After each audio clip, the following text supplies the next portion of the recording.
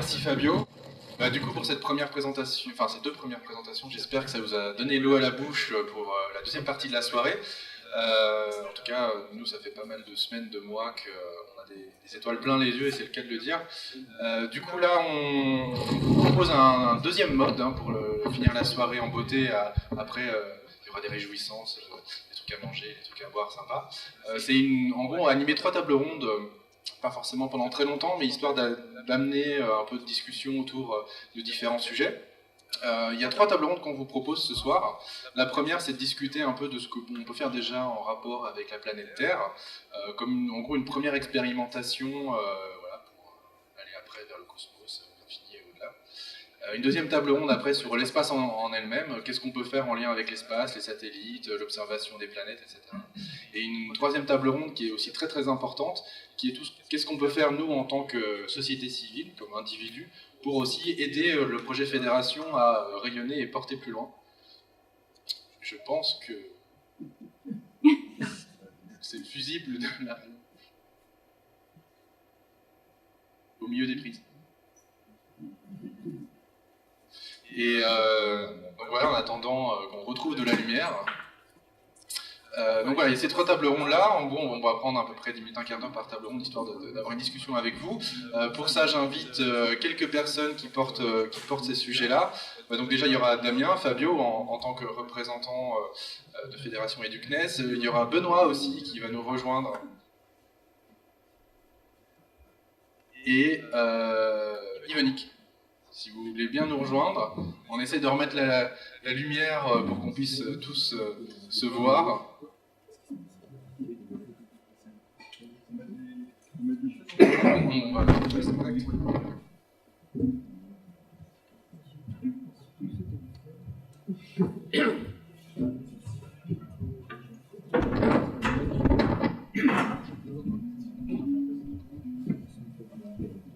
Le temps qu'on s'installe et qu'on règle le problème d'éclairage. Alors, je sais que j'ai depuis dans le téléphone.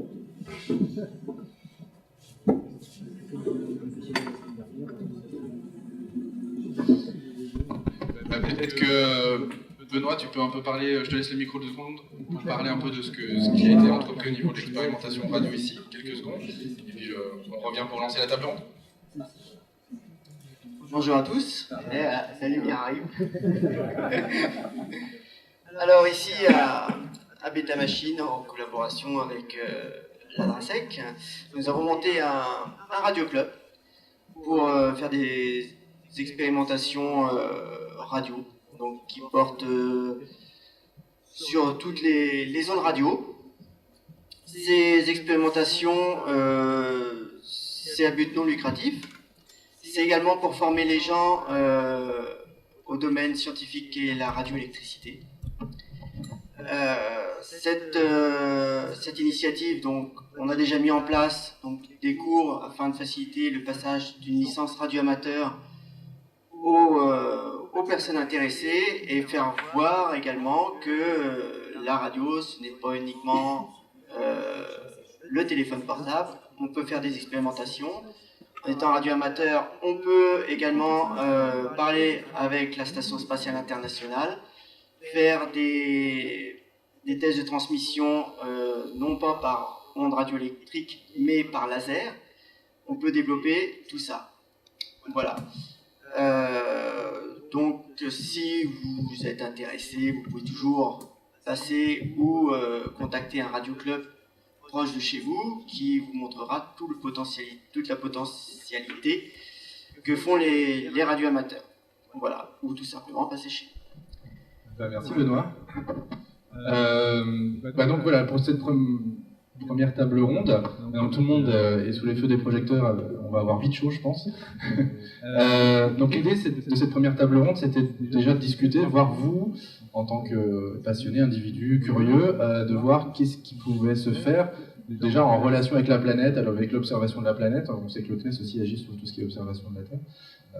Il y a eu des projets qui ont été évoqués, notamment avec Yvonique et Benoît, sur le fait qu'il y ait des ballons sondes. Je ne sais pas si après, Damien ou Fabio, vous avez entendu ce genre de projet d'observation de l'atmosphère, d'envoyer des ballons pour aller étudier, je ne sais pas, la dérive des vents ou les composés atmosphériques.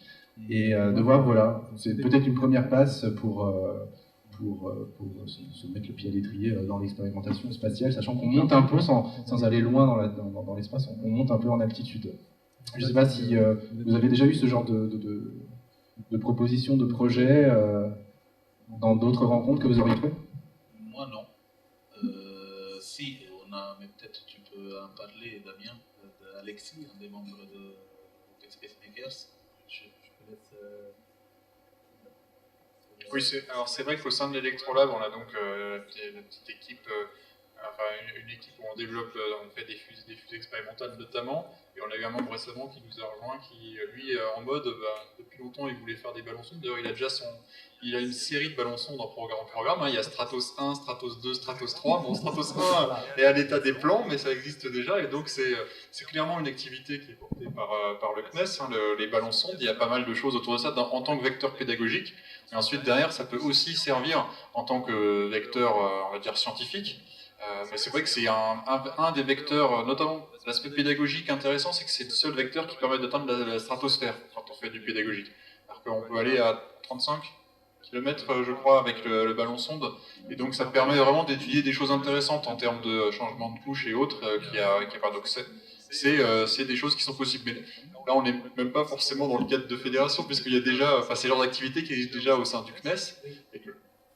Quel serait l'intérêt, justement, en cadre de fédération Là, la question, c'est si on a croisé des gens qui viennent de l'environnement bancaire Fab Lab.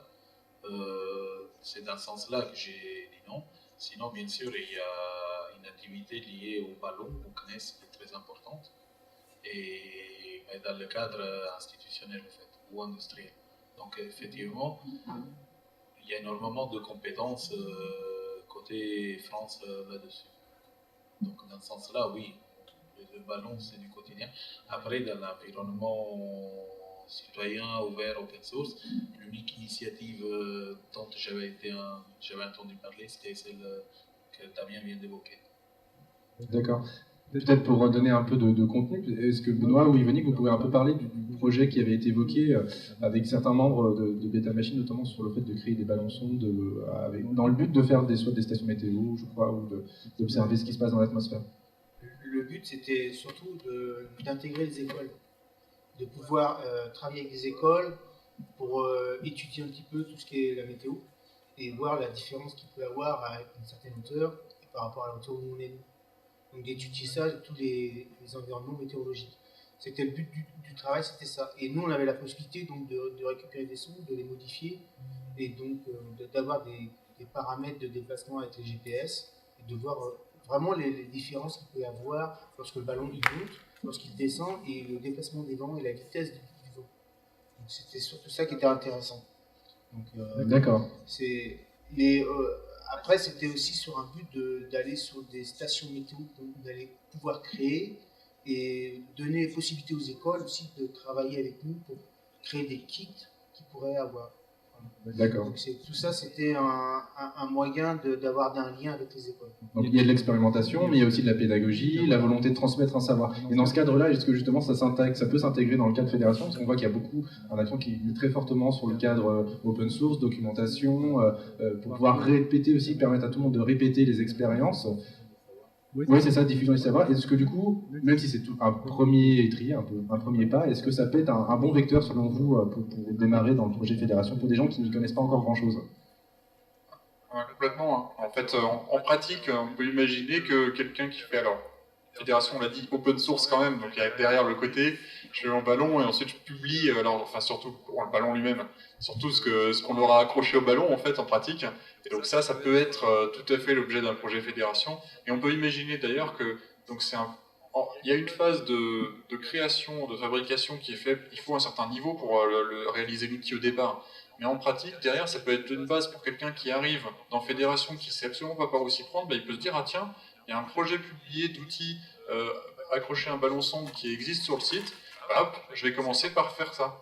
Je commence à cet endroit-là, en fait, je vais regarder la liste des composants qu'il faut. Ok, ah tiens, ça va me coûter à peu près tant. Après, il faut le manuel d'assemblage, il est là. Bon, très bien. Et c'est une première façon de se lancer. En fait, on peut se lancer dans fédération, non pas en lançant un projet complètement open source, mais juste en se disant, tiens, je vais reproduire un projet qui a déjà été fait. Et là, toujours dans l'aspect pédagogique associé. Du coup, oui, c'est vraiment l'idée de s'approprier la connaissance pour pouvoir après aussi participer à d'autres projets par la suite. L'idée de cette table ronde, là on parle un peu beaucoup, mais c'est pour poser le cadre. L'idée, il y a un micro qui va circuler entre vous. L'idée, c'est voilà, c'est vous, qu'est-ce que ça vous évoque? Peut-être qu'on sait qu'il y a dans le public, voilà, on connaît certaines personnes, on sait qu'il y a des gens qui ont déjà fait des expériences, on sait qu'il y a des gens aussi qui découvrent ce sujet-là pour la première fois, ou qu'ils ont peut-être juste vu quelques reportages à la télévision sur que ce soit sur l'étude atmosphérique, l'espace, les satellites, les étoiles, etc. Peut-être, est-ce qu'il y a quelqu'un qui se sentirait de prendre la parole pour voir qu'est-ce que ça vous évoque, est-ce que ça vous fait rêver, est-ce que ça vous semble inaccessible, ou quels seraient pour vous les moyens de rendre ça accessible, ou de dire, ah ouais, le week-end prochain, je vais essayer de fabriquer mon balançon, et le week-end d'après, de le lancer avec mes enfants, ou avec ma famille, mes amis, ou voilà, avec les copains que j'aurai au Hackerspace. Moi, je veux juste ajouter une chose pour Bien sûr. définir encore plus le cadre. Au fait, il faut bien comprendre qu'il n'y a pas de bons ou de mauvais projets dans le cadre de fédération. Ça, c'est très important. Il y a des gens qui ont envie de faire des projets pour sauver la planète et le climat, des personnes qui ont envie d'envoyer un ballon sonde juste pour pouvoir dire « je suis arrivé à la limite de l'atmosphère », des autres qui ont envie de faire du Lego dans l'espace, ou des autres qui ont envie de donner, comme disait Damien, des télécommunications un pays du tiers-monde.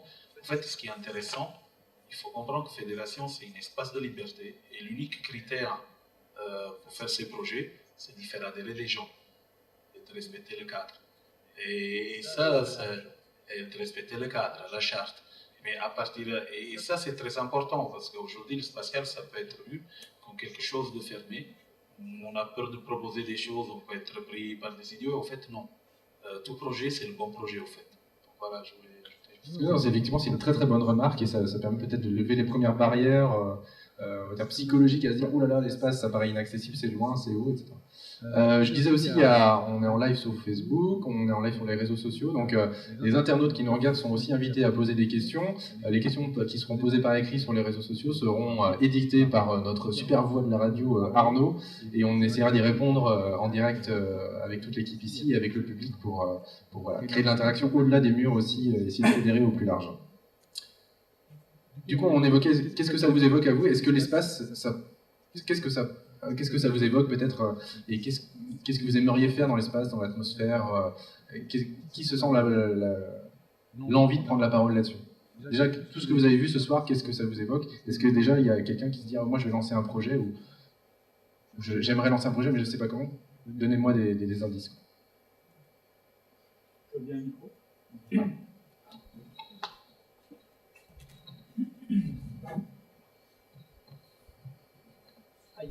D'accord. Stéphane, il faut bien quelqu'un comme fusible, alors je prends le micro.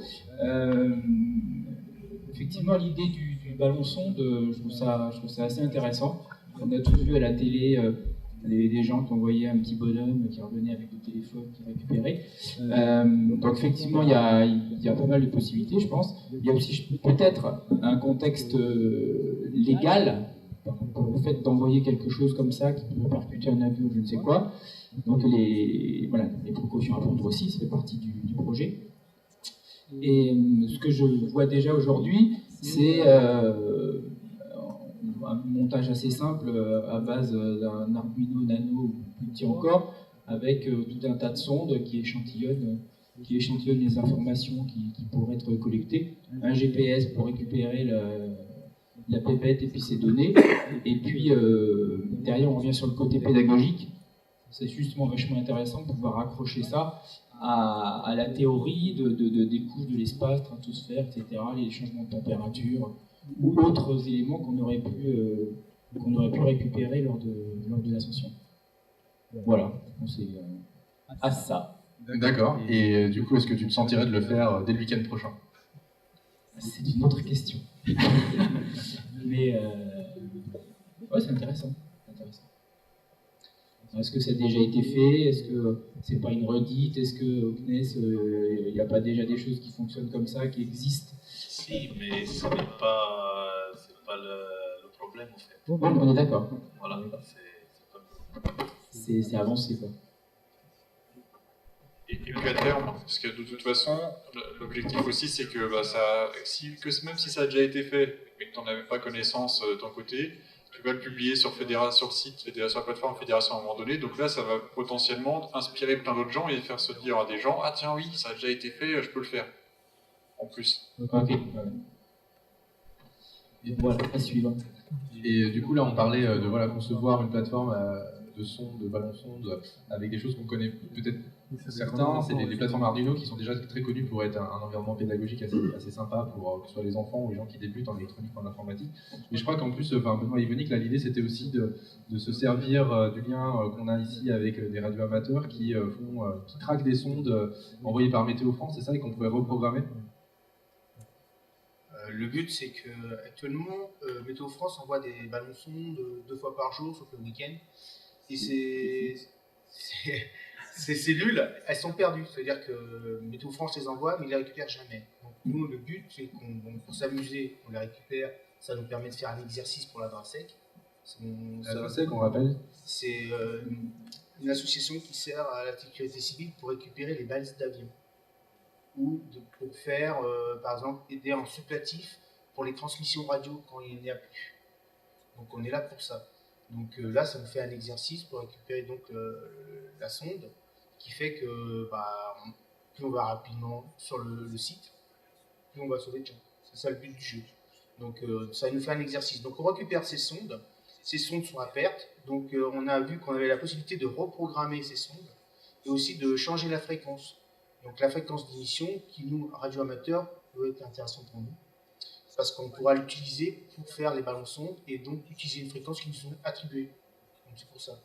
Donc sur ces ballons sondes, ils sont bien équipés parce qu'on a pas toutes les valeurs qu'on a besoin. La température, on a l'élévation, on a la vitesse du vent, position GPS, et il y a peut-être possibilité de rajouter des sondes supplémentaires, par exemple pour la qualité de l'air. Donc je ne sais pas si c'est faisable, mais je pense qu'on a la possibilité de rajouter des sondes supplémentaires, donc d'avoir des paramètres qu'on n'a pas actuellement avec Météo France. C'est peut-être une solution aussi pour améliorer un peu le système. D'accord. Et justement, le public, là, à votre avis, si on lançait quelque chose dans l'atmosphère, ça servirait à quoi? Et qu'est-ce qu'on pourrait récupérer comme information qui, vous, pour votre quotidien, serait utile? Il y a peut-être des pêcheurs, il y a des gens qui font du cerf-volant, il y a des gens qui font, je sais pas, de l'avion. Si on lançait des ballons sondes comme ça en amateur pour récupérer des informations, qu'est-ce que vous voudriez intégrer comme capteur ou comme information pour dire ah ouais, moi ce matin je vais voir sur mon téléphone, je vais voir sur mon réseau de ballons sondes quelle information, indépendamment de la technique, hein. Voilà, si vous aviez à disposition un stock de ballons sondes que vous pourriez mettre ce que vous voulez dedans, quelle information vous voudriez récupérer? Pour vous, le lien avec l'atmosphère, le lien avec le très haut, ce serait quoi dans votre quotidien? Pour moi, Charles, pour moi, ce serait vraiment des informations quant à notre impact sur l'atmosphère, enfin, sur les gaz qu'on peut y émettre et leurs effets à ces altitudes. Donc, ce serait vraiment une des informations qui m'intéresserait en l'occurrence. D'accord, donc on rejoint l'idée de la qualité de l'air et de créer un réseau comme ça. Très bien, très bien. Est-ce qu'il y a d'autres idées, d'autres besoins? Est-ce qu'il y a des amateurs éclairés dans un sport ou une discipline quelconque qui se diraient bah tiens voilà, une meilleure connaissance de la planète en général et puis de l'atmosphère ou de notre environnement en particulier me permettrait... Ouais, Juste une question, ça n'a absolument aucun rapport. Je Oui. veux savoir comment on sait que par exemple il y a un satellite en permission qui va tomber à tel endroit, en Corse ou autre. Comment est-ce que c'est avec les ballons sondes ou avec... c'est juste une question qui n'a rien à voir avec cette technologie. C'est quelque chose qui, ces jours derniers, ça s'est produit et je me suis posé la question comment on sait c'est d'autres satellites qui donnent l'info Je répète juste la question pour que tout le monde puisse entendre. Donc la question c'est de savoir est-ce qu'on est capable de déterminer, quelle que soit la source d'information, la trajectoire de chute d'un objet qui tombe céleste qui tombe de l'espace. Ici en l'occurrence ce serait un satellite qui tomberait dans l'espace. Est-ce qu'on est capable de prédire sa position de chute? Et la question qui est soulevée c'est est-ce que des ballons sondes ou est-ce que des choses qui se baladent dans les airs permettraient de le faire? Si j'ai bien... Alors, je réponds non, les ballons sondes, on n'est pas dans l'espace, on est à la limite de l'espace. On peut faire énormément de choses, mais on n'est pas encore dans l'espace. Et pour tout ce qui est en orbite, en fait, tout est cartographié. Peut-être je dis des bêtises parce que je ne suis pas spécialiste du sujet sur les débris et les objets de l'espace, mais je crois que tout ce qui a une taille supérieure à 1 centimètre, on connaît leur position. Donc oui, on sait où on calcule, on sait où ils sont les satellites, comment les désorbiter, où ils vont arriver, mais globalement les satellites, ils ne rentrent pas sur Terre. Quand ils sont en orbite basse, ils se consomment sur l'atmosphère à la rentrée, et quand ils sont en orbite géostationnaire, ils sont envoyés plus loin ou désorbités. Donc, voilà. Et il y a une cartographie assez complète de tout cela, parce qu'il faut comprendre que les débris sont en mouvement, les satellites sont en mouvement, et c'est très important de connaître leur position. Imaginez qu'un petit débris d'1 centimètre, c'est à la vitesse à laquelle il tourne, c'est l'équivalent d'une balle de canon tirée à 100 mètres sur quelque chose. Donc effectivement, tout est contrôlé pour pas qu'on en produise plus, parce que quand il y a des impacts, et pour préserver ce qui marche en orbite. Est-ce que ça répond à la question? Oui. Bon, bah super. Je vois le temps qui avance et peut-être qu'on commence tous à avoir soif ou faim. À moins qu'il y ait des questions que vous voulez qu'on continue à avancer sur la partie sous l'espace, sous l'atmosphère. Ouais, il y avait une question? Moi, c'était plus par rapport à la fédération, vraiment plus la plateforme fédération. Ouais. Il y aura une table ronde dédiée à ça, justement, comment fonctionne de fédération et comment on va contribuer. Ok. Et mémorise bien la question, mais surtout pas. Du coup, voilà la deuxième table ronde qu'on vous propose. Avant, de toute façon, on pourra en discuter après, autour d'un verre et de bonne nourriture de manière plus informelle. La deuxième table ronde qu'on vous propose, là, rapidement, c'est de se dire, ok, maintenant, si on passe au-dessus de l'atmosphère, qu'est-ce qu'on peut imaginer? Il y a eu des présentations de projets satellites, de projets de lanceurs de fusées. On voit qu'au Danemark, c'est ça, c'est au Danemark, qui font des choses assez spectaculaires. Qu'est-ce qu'on peut imaginer une fois qu'on passe au-dessus de l'atmosphère?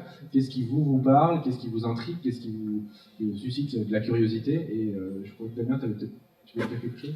Oui, pour faire le lien avec la question qui a été posée tout à l'heure sur ce sujet-là, l'un des projets dont on nous a parlé il y a quelques mois et qui potentiellement pourra être un des premiers projets sur la plateforme Fédération, c'est un projet de robot / satellite de récupération des débris.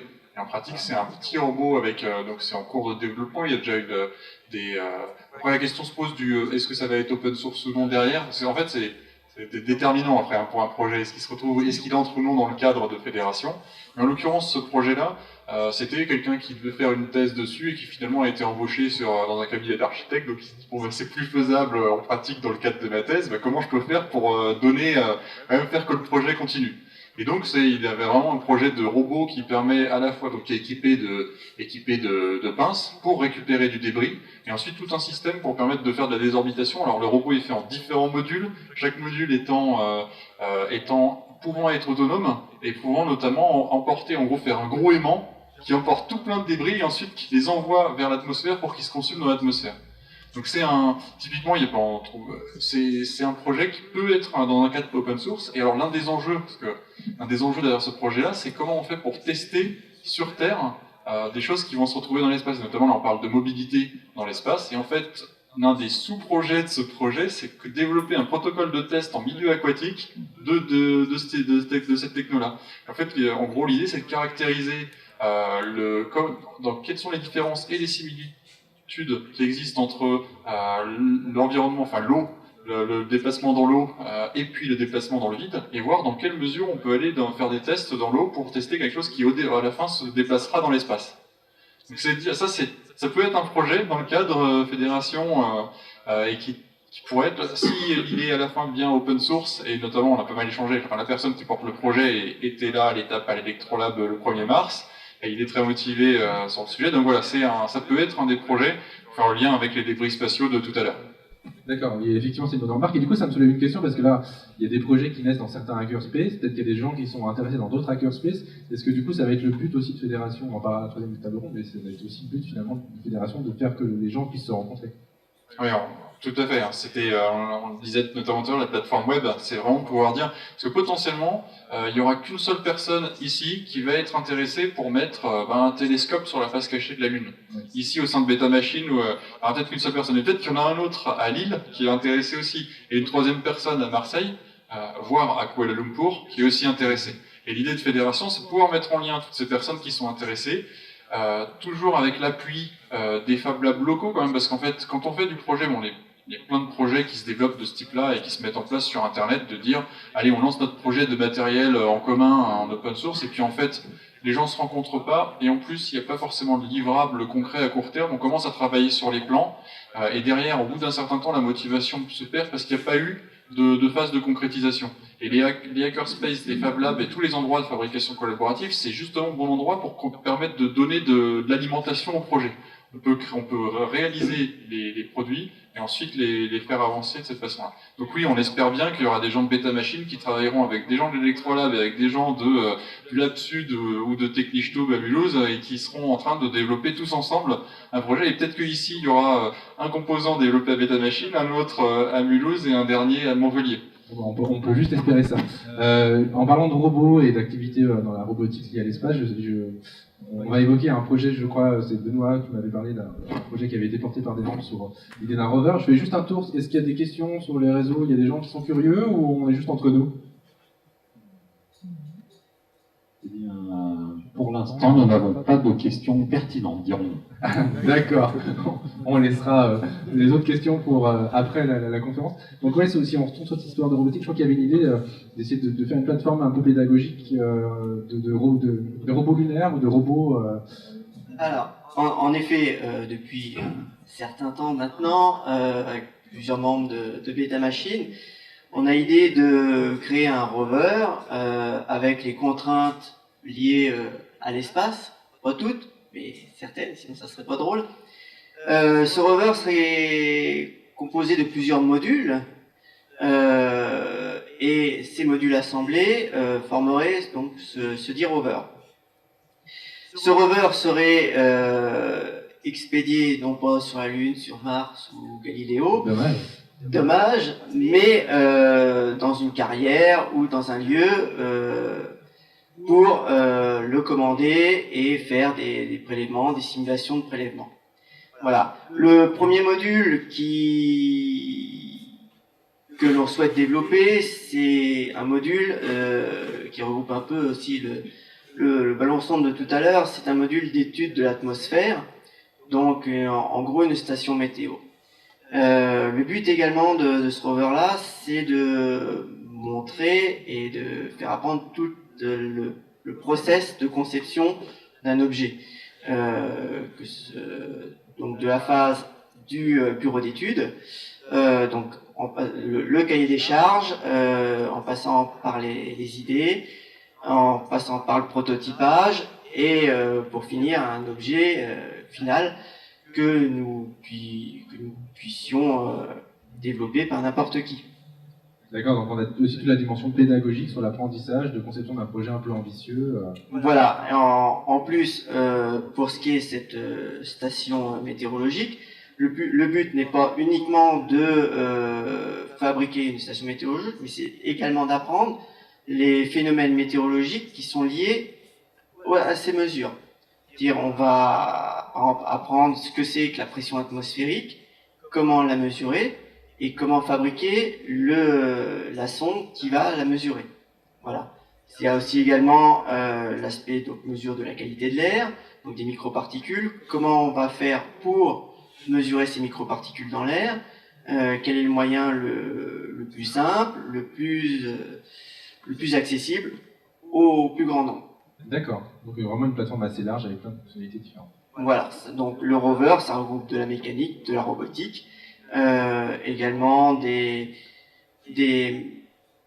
systèmes donc d'analyse. On peut analyser en faisant des carottages, par exemple. D'accord. Et autres. Donc c'est très très large, ça regroupe plusieurs domaines. Après, il suffit de s'y mettre. Et c'est exactement la question qu'on essaie de tous se poser ce soir. Je rebondis sur ça, mais c'est une bonne transition. Là, si demain, voilà, on a carrément depuis 5 minutes, on a un pied dans l'espace. Voilà, vous, public en face de nous. Si on vous dit demain, vous pouvez mettre un pied dans l'espace, soit de vous-même, soit via un robot, un satellite, un objet céleste qu'on concevrait, qu'est-ce que vous feriez dans l'espace? Est-ce que vous regarderiez la planète Terre? Est-ce que vous regarderiez la Lune? Est-ce que vous regarderiez loin derrière aux confins de l'infini, pour essayer d'observer des étoiles au loin? Qu'est-ce que pour vous permettrait de faire un objet qui vous donne un pied dans l'espace? Oui, il y a une question là. Oui, non. C'est bon, pardon. Moi, je suis jeune astrophotographe et aujourd'hui, ce que j'aime particulièrement là-dedans, c'est la photographie du ciel profond. Aujourd'hui, je suis très frustré de ne pas pouvoir complètement faire cette activité à cause de la météo. Donc forcément, avoir un objet qui est positionné au-delà des nuages, je me dis que ça ouvrirait des possibilités de pouvoir faire de l'astrophotographie finalement n'importe quand. Aujourd'hui, on n'a pas accès à un Hubble pour pouvoir photographier ce qu'on veut. Donc l'idée d'un télescope ou d'un objet positionné dans l'espace, évidemment, moi ça m'intéresse. Et alors ça, si on retourne aux gens qui ont déjà envoyé des choses dans l'espace, enfin ou en tout cas dans le proche de l'espace, est-ce que c'est difficile ou est-ce que finalement on peut imaginer quelque chose d'accessible, alors pas forcément sans effort, on imagine bien, mais quelles seraient les étapes, quelles seraient les premières pistes justement pour aller vers ça? Est-ce qu'il y a des outils déjà développés? Est-ce qu'il y a des... Je veux juste donner un exemple, mais je ne me souviens pas bien le nom. Il y a quelques années, il y a eu, c'est Planetary Resources, il y a eu un télescope que Arkid lançait un crowdfunding sur Kickstarter. C'était une idée comme ça, on voudrait faire un télescope à mettre dans l'espace. Ils ont levé sur Kickstarter $1 million et ils l'ont fait, il est en orbite. Donc c'est possible. C'est possible, je pense. pense. Et du coup, est-ce que c'est vrai que juste pour préciser sur Planetary Resources, en fait c'était quand même une boîte qui lançait, parce que Planetary Resources, c'est aujourd'hui une entreprise qui vise à faire de l'exploitation minière d'astéroïdes. Et donc c'était un des projets de lancement en fait de cette truc-là. Et l'Arkid, le télescope en question, il testait un certain nombre de technologies pour ça. Mais donc oui, ça a été fait dans un cas d'entreprise, mais on espère que Fédération, ça puisse être le cas aussi, que Fab Lab se mette ensemble parce que au final, le plus difficile vraiment dans le projet là, c'est de se dire, ça va pas forcément être de trouver l'opportunité de lancement. Ça va plutôt être de dire, de trouver qu'on a un truc viable lancé. En fait. Et dans ce cadre-là, c'est de se dire déjà, ok, mode brainstorming de départ, on se fait une session, peut-être qu'on peut se la faire dans une petite pièce après, en se disant, on se met autour d'une feuille blanche et on se dit, ah ben alors déjà, à quoi on pense en termes de contraintes? Ah oui, alors, l'espace occupé, la source d'énergie, etc. Donc qu'est-ce qu'il faut comme format? Est-ce qu'on prend un CubeSat 3U, un CubeSat 6U, ou est-ce qu'on fait quelque chose qui n'est pas un CubeSat, etc. Bon, parce que le CubeSat a trop de contraintes. Enfin voilà, on peut imaginer déjà le simple fait de se mettre à dire quelles sont les contraintes générales. Hop, j'ai commencé le projet. Et ensuite de publier sur le forum une petite idée en disant regardez, voilà, on a sur le forum de la plateforme, voilà tout ce qu'on a imaginé ce soir. Et puis là, potentiellement, il y a quelqu'un dans le Fab Lab qui va dire ah ouais, moi j'ai aussi pensé, puis vous avez pensé à ça, et hop, ah bah tiens, on va commencer à documenter sur une page wiki. Dans la plateforme Fédération, vous aurez aussi plein d'outils de gestion de projet, de dire ah bah tiens, les premières tâches à faire c'est ça, la prochaine tâche là, ah oui, il faut regarder si quels seraient les prérequis du télescope qu'on va mettre dedans, qu'est-ce que ça impose en termes derrière, c'est une tâche, et puis c'est machin qui est en charge de la tâche. Et ben c'est parti.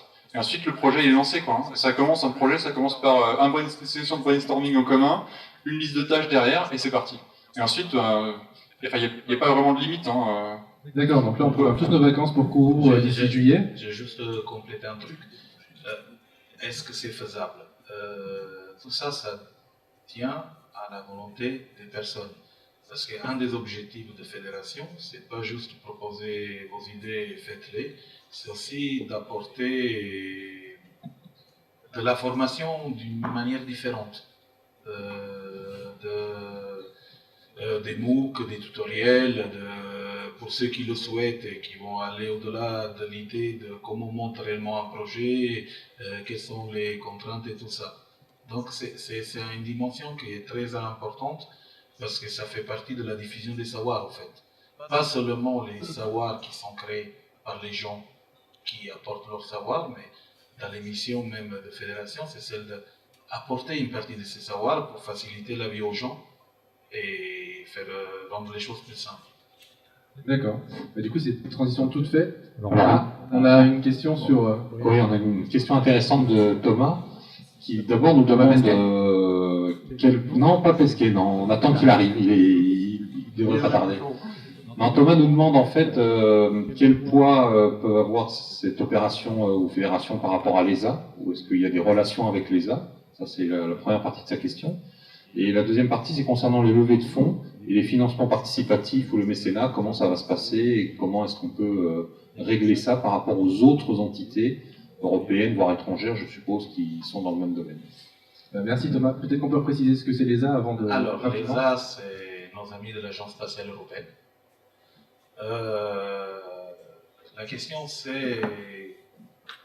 Alors, fédération, comme on l'a présenté tout à l'heure, c'est une initiative qui a lancé le CNES, mais dans l'ADN de fédération, on a bien précisé que le CNES accompagne le déploiement de l'initiative, ou accompagne Open Space Makers qui a la gouvernance de l'initiative et de la création de l'écosystème, et l'ESA, s'il le souhaite, pourra participer au projet ou être partenaire de l'association de la même façon que le CNES, parce que la place qu'on a choisie, c'est celle d'être comme tous les autres et donner l'exemple pour construire tout cela.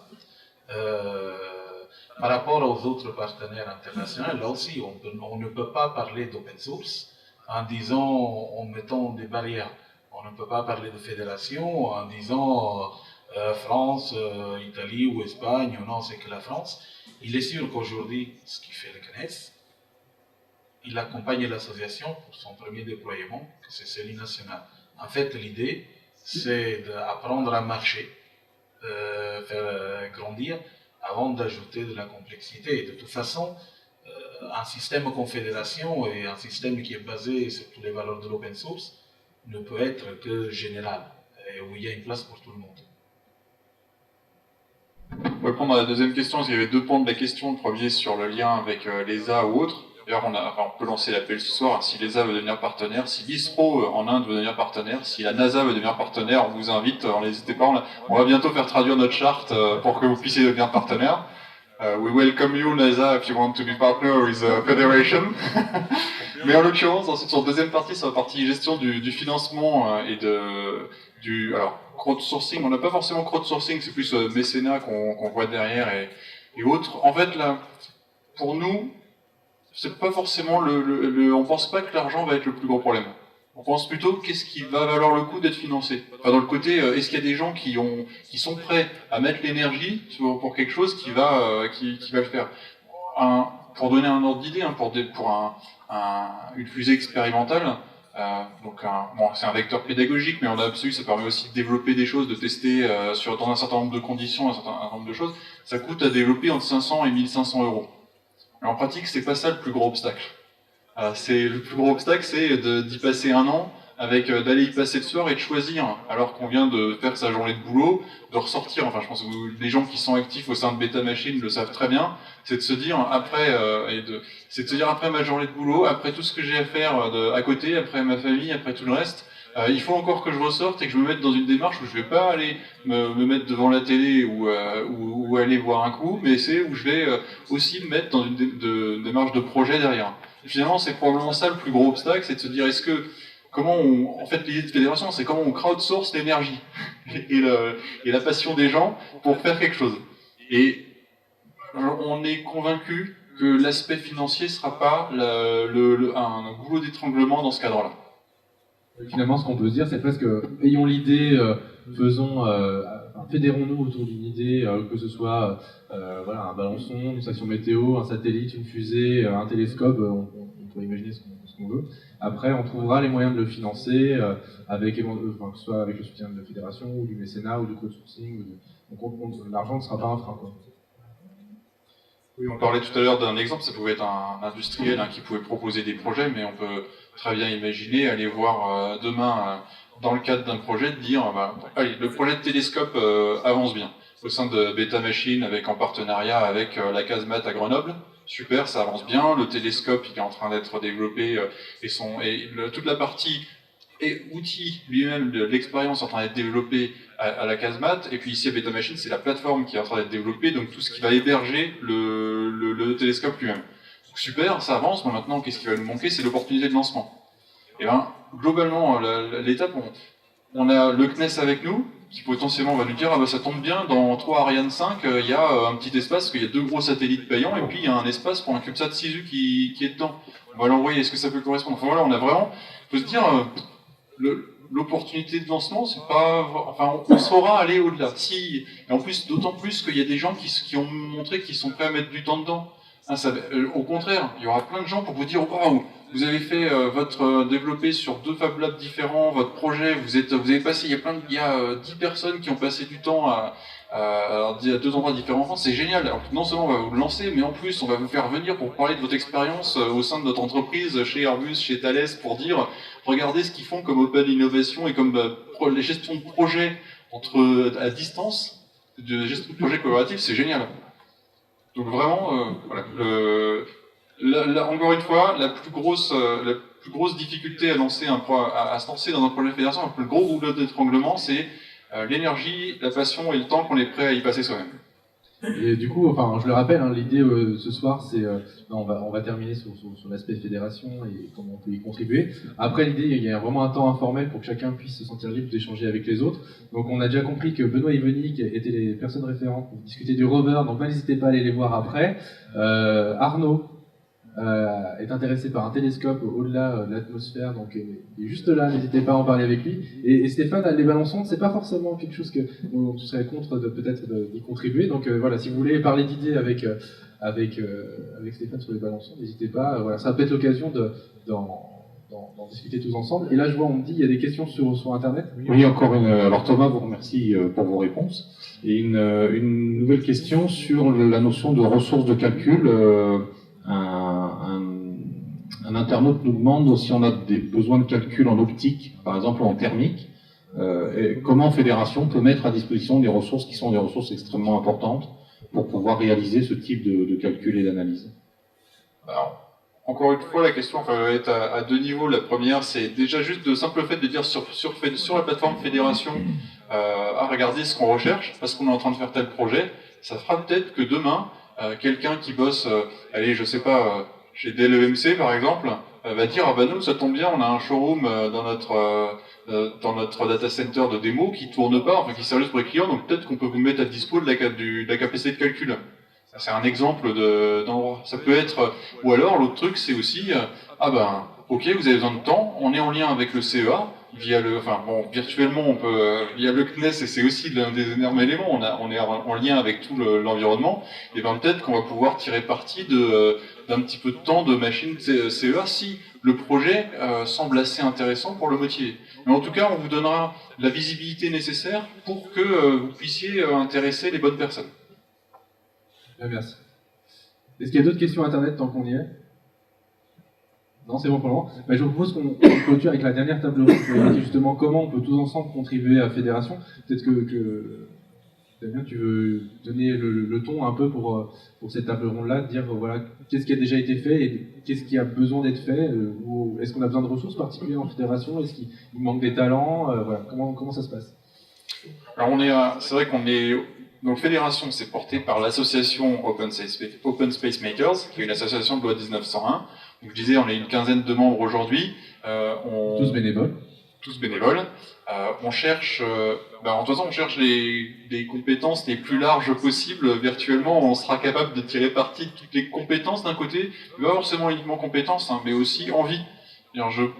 Exemple, dans le bureau de l'association, on a 2 ingés, une juriste, une designer, un commercial. Ensuite, on peut imaginer que, potentiellement, on n'a pas tous les compétences associées à ce qu'on est en train de faire dans Fédération, mais en tout cas, on a l'envie de les apprendre quand on les a pas. Et finalement, c'est ça qui est finalement le plus important. Certes, on peut en avoir certaines, on peut se dire, la partie En communication, j'adore les réseaux sociaux, j'adore utiliser Facebook, Twitter, des forums. Maintenant, j'ai aucune connaissance dedans, mais c'est pas grave. Hein. Le fait d'être motivé par ça, qui sait, peut-être que demain vous deviendrez un super community manager digital grâce à ce que vous vous lancé dans Fédération. Donc on cherche globalement des compétences et encore une fois, plus important que les compétences pour Fédération, c'est quelle envie, quelle énergie on a envie de mettre dedans. Et pour réaliser quoi, enfin en tout cas en pratique dans Fédération, on le dit, hein, on veut contribuer à faire avancer le spatial, à faire avancer, à l'échelle modeste, mais dire on veut contribuer au progrès de l'humanité. Hein. C'est pour ça qu'on veut faire du open source, c'est que c'est open source, c'est que ça veut contribuer derrière. Donc si vous avez envie de contribuer et qu'il y a un domaine dans lequel vous avez une petite envie, vous êtes bienvenu. Oui, je crois que même le pitch, c'est de dire on crée dans le domaine du spatial de manière citoyenne, responsable et ouverte. Hein, c'est vraiment ça. Et du coup, donc on parlait de la plateforme tout à l'heure, je crois qu'il y avait une question vis-à-vis de la plateforme. Est-ce que... Alors, ma question, elle se porte plus sur le moyen de parvenir à l'information sur votre plateforme. C'est-à-dire que s'il y avait une arborescence ou un moteur de recherche en fait, pour un novice qui se présente sur votre plateforme. On est en plein dans la phase de design actuellement en pratique, hein, on va avoir un prestataire qui va développer la plateforme pour nous. Pourquoi prestataire? Notamment parce que ça va aller plus vite que quand on le fait on sait bien tous les projets qui passent en mode perso, et donc en mode priorité Web3. Donc on a un prestataire qui va travailler sur cette plateforme, et donc notamment l'un des objectifs, c'est d'avoir, dans les spécifications de la plateforme elle-même, il y a toute la capacité à faire des recherches, indexation des projets, recherche dans toute la partie projet. Mais donc ça, c'est un point d'entrée, c'est l'indexation. Genre, je cherche un projet de rover martien. Qu'est-ce qu'il y a en cours comme rover martien? Mais l'autre outil d'accès, l'autre point d'accès, c'est la partie pédagogie. De dire, ah tiens, je sais pas du tout par où m'y mettre. Hop, j'accède, j'ai une question, qu'est-ce qui m'intéresse dans l'espace? C'est observer les étoiles, c'est aller faire du tourisme sur Mars, c'est étudier la diffusion des ondes dans l'espace interstellaire, par exemple. Il y a plein de choses qu'on peut imaginer. Et donc, l'objectif de la plateforme, c'est de donner plein de clés d'entrée différentes vers les différents projets. Merci. Sachant que pour les débutants, entre guillemets, ou les gens qui cherchent peut-être une piste pour y aller, tout à l'heure, je sais plus le projet que tu évoquais, mais l'idée c'est pas forcément que destiné à des gens qui sont techniciens, vraiment fans du spatial. Je crois que il y a pas mal on parlait de designers là, en termes de gens qui sont ça. Et je crois qu'il y a même des artistes qui utilisent le son qu'émet Saturne, parce qu'il y a une musique, en fait les anneaux de Saturne émettent une musique, donc on pourrait peut-être même imaginer qu'il y a des projets artistiques qui soient en lien aussi avec des projets techniques, c'est pas forcément fermé. Oui, complètement. On le disait, finalement, on peut imaginer n'importe quelle activité terrestre dans la perspective du spatial. Ou alors le spatial dans la perspective de n'importe quelle activité terrestre. Ça va dans les deux sens, notamment pour l'artiste qui s'inspire de tout ce qui est spatial. Donc il n'y a pas de limite dans ce qu'on peut faire. Donc tout point d'entrée, n'importe quoi. Vous êtes fan de football, imaginez le football sur la Lune. Imaginez les sports de demain, peut-être ça c'est potentiellement un projet fédération aussi, hein, de s'imaginer qu'est-ce qu'on pourra faire quand on sur la Lune. Ou alors, il y a Baijello qui va bientôt mettre ses stations gonflables en orbite, bientôt étant qualifié. Qu'est-ce qu'on fera comme activité sportive dans une de ces stations gonflables en orbite? Voilà, il y a plein de choses qu'on peut imaginer dans le cadre de fédération. Voilà, imaginez et viens défaire avec nous dans fédération. Dans la joie et la bonne humeur. Et du coup, là, le mot de la fin, peut-être pour dire quelles seraient les prochaines étapes, là, genre demain, voilà, il y a des gens dans la salle qui sont sûrement intéressés. Comment on peut contribuer à Fédération, au projet, indépendamment des projets qu'on aurait envie de mener, comment on peut aussi aider à plus largement ce qui se passe au niveau national? Alors, vous pouvez devenir membre actif de Fédération, membre actif de Open Space Makers, l'association. Donc alors on demande 10 € par an, par principe, pour dire j'ai fait l'acte de devenir membre de Open Space Makers, membre actif. Et ensuite, donc, dans ce cadre-là, on a plusieurs choses qu'on propose. Donc, on a pratique, quand on devient membre, on signale son adhésion à la charte fédération et au statut de l'association. Et derrière, il y a plein de choses possibles. Je peux commencer juste en allant en parler au plus possible autour de moi. J'ai trouvé l'idée géniale, je vais en parler autour de moi. Je peux contribuer au parrainage de nouveaux membres. Aussi, typiquement sur la plateforme, on sait qu'il y a des gens qui vont arriver, donc on peut dire j'ai plein de choses, j'ai des menus, des tutoriaux et tout, mais ce qui aide encore plus, c'est quand on est en lien direct avec quelqu'un. Genre, je viens de m'inscrire, ah super, et ben c'est Michel qui est ton parrain aujourd'hui, tu peux le contacter, éventuellement on te propose une webconf, tout ça. Et donc voilà, les membres actifs, ils aideront à ça.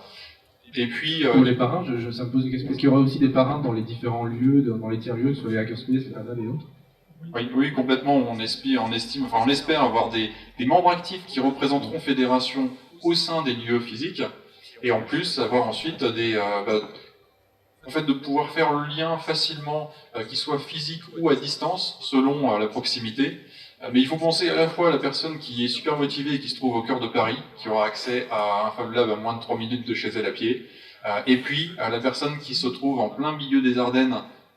Les Ardennes, j'ai vécu à Mouzon, dans les Ardennes pendant longtemps, donc je peux le dire, qui vit à cet endroit-là, qui n'a pas de Fab Lab près de chez lui, et en plus qui ne sait pas comment se mettre en lien, mais que même lui puisse avoir le même niveau d'implication que la personne qui est en plein Paris.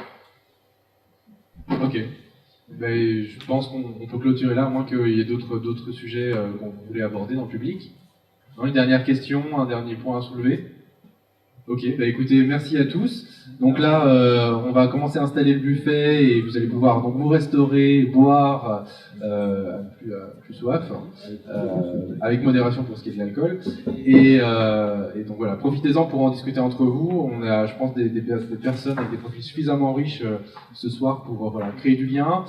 S'il y a des gens qui veulent se poser pour poser, comme on disait tout à l'heure, les premières bases d'un brainstorming sur un projet, il y a des salles de réunion, il y a des tables, il y a un salon, il y a des canapés.